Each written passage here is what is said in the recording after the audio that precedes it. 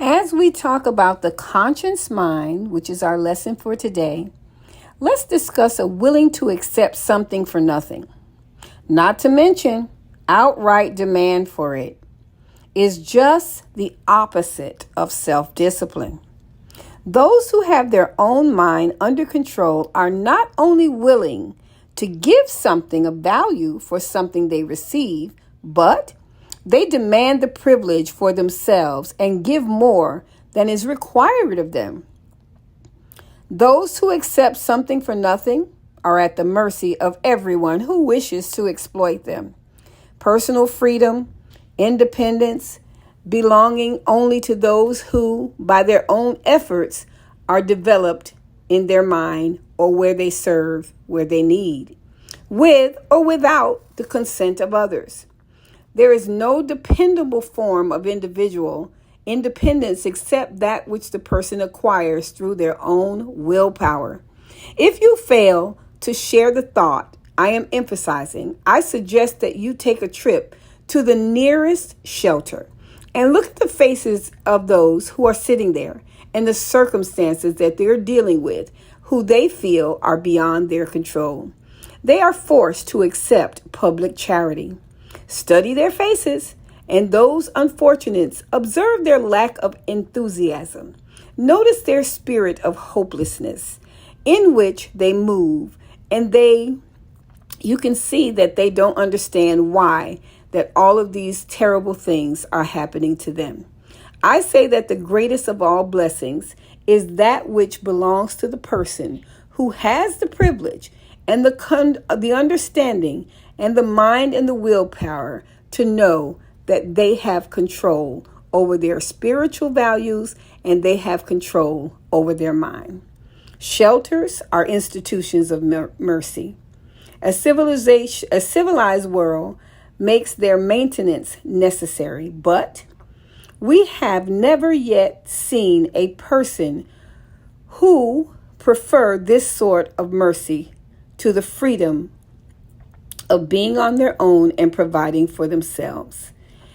Through this exercise or through personal initiative, as we suspect, there are few people who would prefer living their own lives in a humane and dignant way as opposed to accepting public charity, even if doing so would enable them to live in the finest of mansions. Freedom, independence, and economic security are the results of personal initiative based on self-discipline. In no other way may these universal desires of mankind be attained. When we self-discipline ourselves and when we have a lack of self-discipline, then the freedom to hold our own goes away. Occasionally, someone complains in that presenting this philosophy, I have overemphasized the application of the philosophy as it pertains to material needs of life. Some have complained that I should have stressed the spiritual values of the philosophy more forcefully. My only reply to this is to cite for my critics the fact that spiritual values and poverty make poor bedfellows. Spiritual values belong to people who have attained personal freedom through their self-discipline. Not only those for whom any reason are forced to accept charity. I suspect that if you consulted with people who are out of a job and who have no source of income and have tried to interest them in their spiritual values, they would cite and tell you quickly enough that their greatest concern is acquiring a source of income through which they may become independent.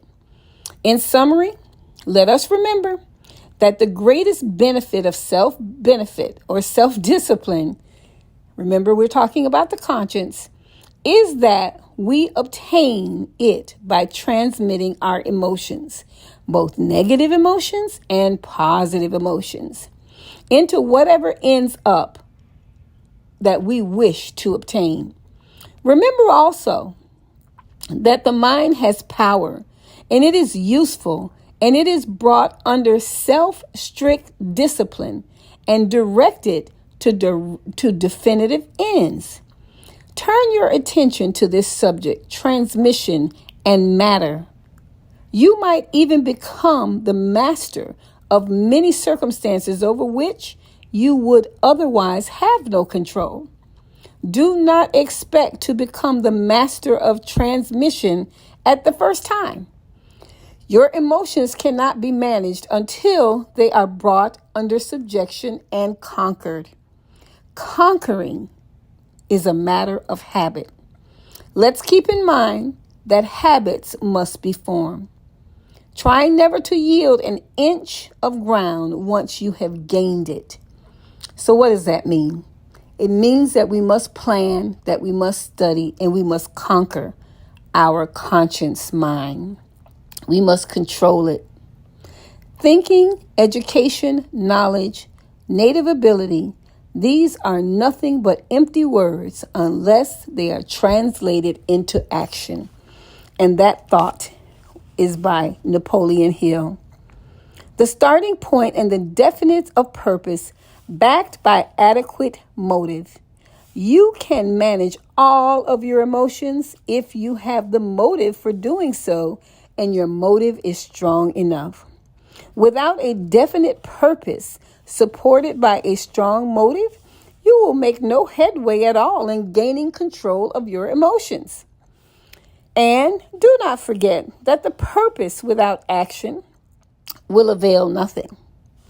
The greatest of all methods of gaining control over your emotions and your enthusiastic endeavors in connection with your work or whatever else you're doing is to throw your heart and soul into it. Self-discipline is the master key to taking the action that converts your motive and your purpose into success. All right, guys, this lesson was about your conscious mind. And I dressed all in pink today because I'm bright, I'm vibrant, I'm fully conscious.